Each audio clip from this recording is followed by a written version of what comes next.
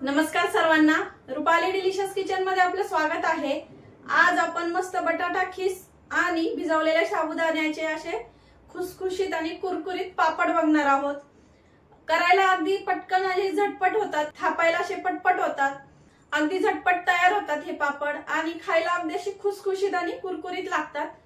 तर करायला अगदी सोपे आहे, तर व्हिडिओ स्किप न करता संपूर्ण बघा। चॅनलवर कोणी नवीन असेल तर चॅनलला सबस्क्राइब करा। सबस्क्राइबच्या शेजारी जे बेल आयकॉनचं बटन असतं ते प्रेस करा, म्हणजे व्हिडिओ पॉज झाला की तुम्हाला लगेच नोटिफिकेशन येते। तर मग चला आता साहित्य बघूया आणि रेसिपीला सुरुवात करूया।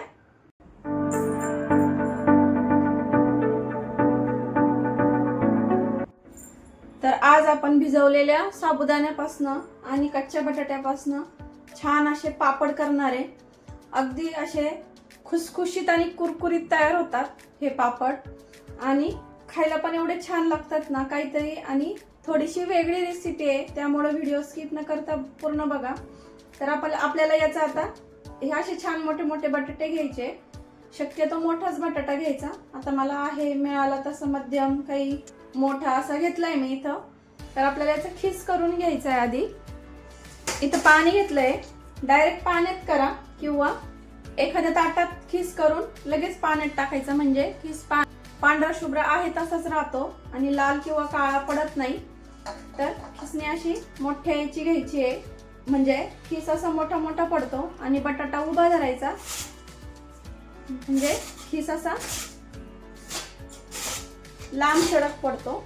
दाखवते तुम्हाला, हे बघा ह्या पद्धतीने असा खीस आपल्याला पडला पाहिजे, मोठा मोठा छान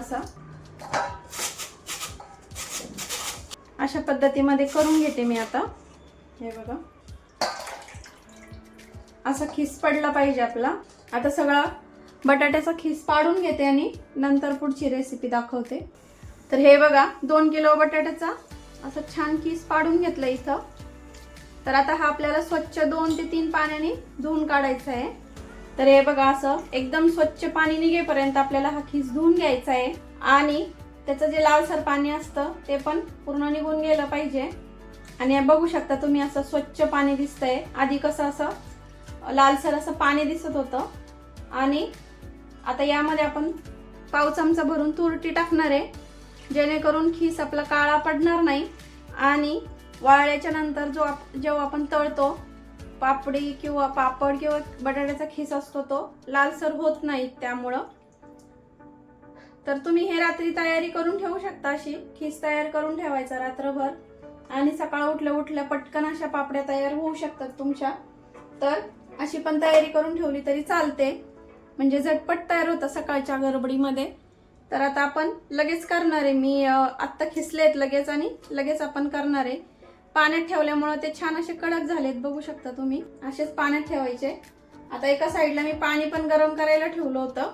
तर आपण इथं बटाट्याच्या चवीपुरतं मीठ टाकणार आहे। 2 किलो बटाट्याचा खीस केलाय, त्यासाठी 2 चमचे मीठ टाकूया, कारण आपण पाणी भरपूर टाकलेलं असतं त्यामुळं पाणी मोकळं घ्यायचं आहे, म्हणजे खीस छान शिजल्यात जातो।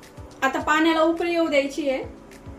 तर आता पाण्याला उकळी आली आहे, आपण बटाट्याचा जो खीस करून घेतलाय तो टाकून घेऊया।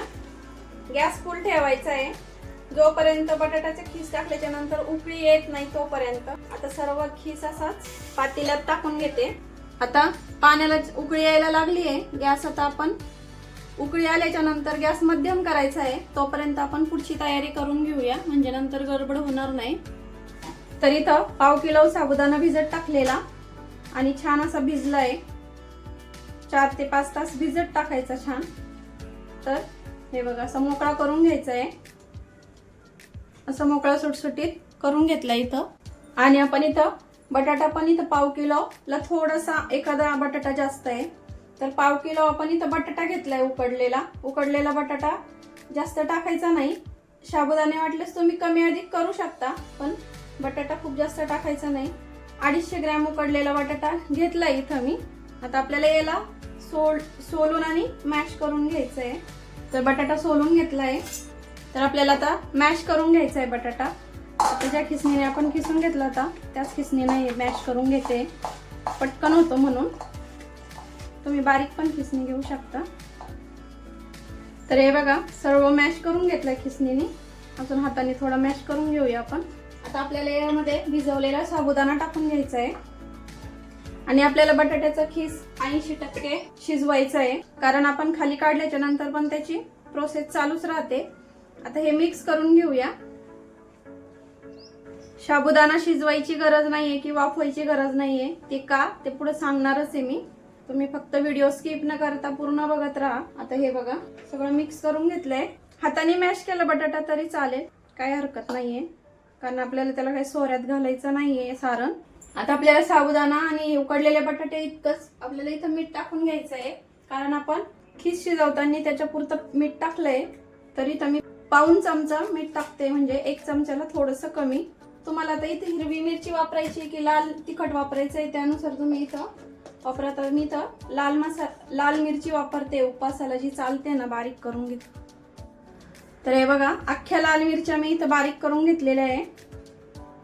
तर घरातला मसाला असतो साठवणीचा तो नाही वापरायचा आहे, फक्त नुसतीच प्लेन लाल मिरची जी असते ती वापरली विकतची तरी चालेल.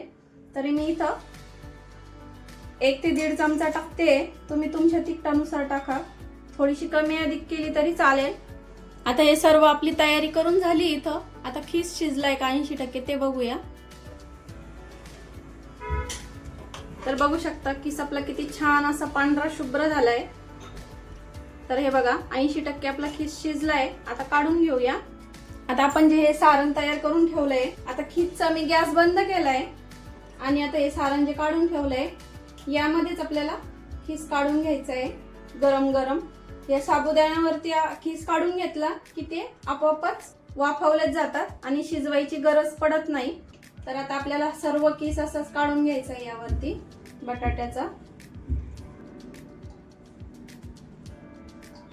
म्हणजे डबल काम होत नाही. साबुदाणे वगैरे शिजवा हे करा, त्यामुळं ही पद्धत वापरली तर एकदम सोयीस्कर पडतं.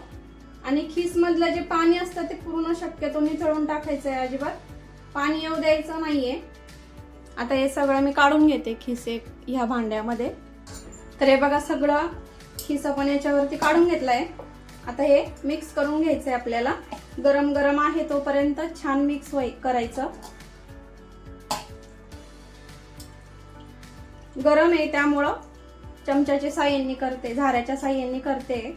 तर आपला साबुदाणा पण भरपूर असं गरम झालाय. आता सर्व मिक्स करून घेते. मीठ मसाले सगळं आपलं व्यवस्थित लागलं पाहिजे. आणि तुम्ही जर उपवासाला जिरं खात असाल तर इथं जिरं टाकलं तरी चालेल. तर आता छान असं मिक्स करून घेते मी हे. तर हे बघा असं सगळं छान मिक्स करून घेतलंय. आता आपल्याला हे उन्हात वाळत टाकायचंय, ते कसं पुढं सांगतेस मी. तर हे बघा छान असं बाइंडिंग आलंय. उकडलेला बटाटा त्यासाठीच घ्यायचा असतो. तर आपल्याला आता इथं याच्या पापड्या थापून घ्यायच्या आहेत अशा या पद्धतीमध्ये. खूप जास्त असं जाडसर किंवा खूप जास्त अशा पातळ नाही करायच्या. वाटल्यास थोडासा पाण्याचा हात घ्यायचा आधीमध्ये, तुम्हाला जर वाटत असेल तर. त्यासाठीच सांगितलं, बटाटा खूप जास्त वापरू नका.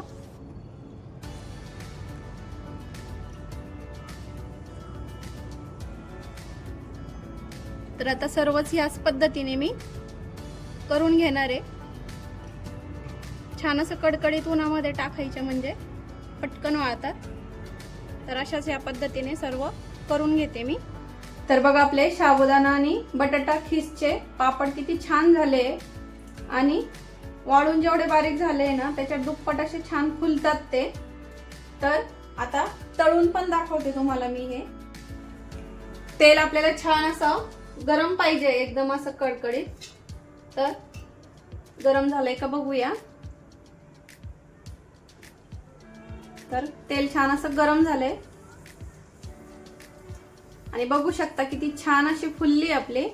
तेल छान कडकडीत गरम असलं तर म्हणजे कडक लागणार नाही, त्यामुळं.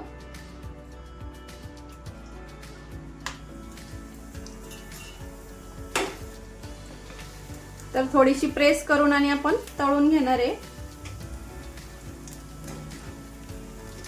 आणि बघू शकता दुप्पट असे फुलते ही पापड आणि करायला खूप सोपे आहे आणि पांढरे शुभ्र आपले तयार होतात आणि खायला पण खूप छान लागतात. खरं तर करायला खूप सोपे हे पापड.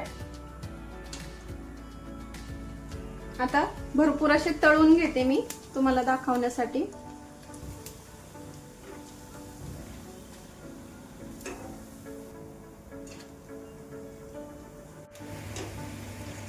तर हे बघा किती छान असे फुलतात आणि अगदी असे खुसखुशीत तयार होतात हे पापड.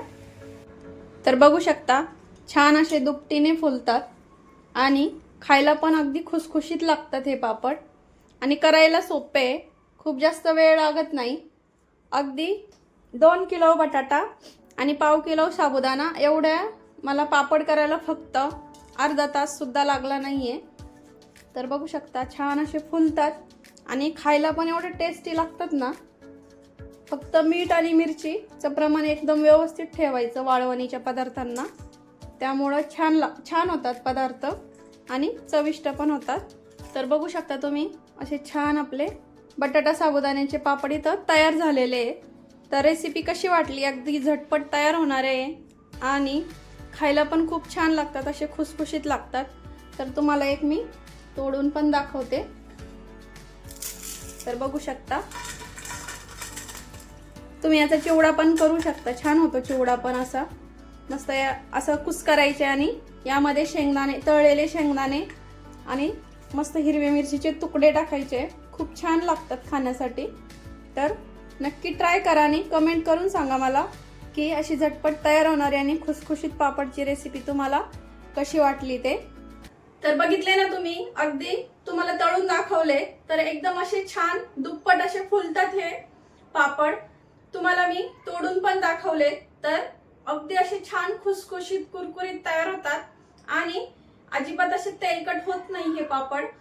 खायला पण अगदी चविष्ट लागतात. वाळवणीच्या पदार्थांना मीठ मिरचीचं प्रमाण योग्य असलं की वाळवणीचे पदार्थ अतिशय असे रुचकर आणि खमंग तयार होतात. तर रेसिपी आवडली असेल तर लाईक, शेअर, सबस्क्राईब करायला विसरू नका. रेसिपी नक्की ट्राय करा, कारण घरचं जेवण आहे खरंच स्वादिष्ट असतं. अशाच नवीन छान छान रेसिपींसोबत, अशाच छान छान वाळवणीच्या पदार्थांसोबत आपण पुन्हा भेटणारच आहोत. त्यामुळे रुपाली डिलिशियस किचनला जर कोणी सबस्क्राईब केलं नसेल तर सबस्क्राईब करा. व्हिडिओ जास्तीत जास्त शेअर करा आणि असेच माझे छान छान वाळवणीचे पदार्थ तुम्ही बघत राहा. तोपर्यंत धन्यवाद.